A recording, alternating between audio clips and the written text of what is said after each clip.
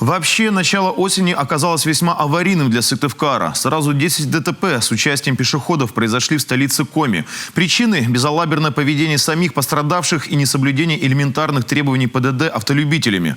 Итог – серьезные травмы, в том числе тяжелые переломы. Последствия некоторых из аварий в обзоре Антона Булаева. Поздним вечером 16 сентября на пересечении улиц Орджоникидзе и Карла Маркса под колеса внедорожника угодила 26-летняя девушка. Момент ДТП зафиксировал видеорегистратор участника аварии.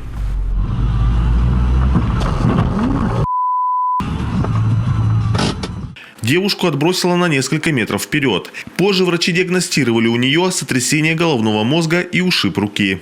УАЗ «Патриот», двигаясь по улице Карла Маркса со стороны улицы Красных Партизан в направлении улицы Орджоникидзе, выполняя маневр поворота налево на регулируемом перекрестке на разрешающий зеленый сигнал светофора, совершил наезд на пешехода, который переходил проезжую часть дороги на разрешающий зеленый сигнал светофора.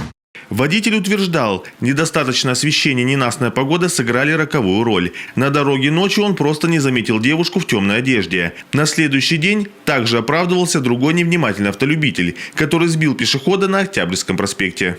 Тем более, что французы, в общем, 49-летний пешеход отделался ушибом бедра. Его госпитализировали. Помощь врачей понадобилась еще одному пострадавшему в ДТП пешеходу. Взял девку, сбил. 26 сентября в темное время суток водитель 81 года рождения, управляя автомашиной Datsun Honda, двигаясь по улице Интернациональной со стороны улицы Свободы в направлении улицы Орджоникидзе, на нерегулируемом пешеходном переходе на пересечении улиц Интернациональной и Красных Партизан совершил наезд на пешехода, который переходил дорогу справа налево по ходу движения автомашины по пешеходному переходу. В результате данного дорожно-транспортного происшествия пострадала несовершеннолетняя девушка 2006 года рождения.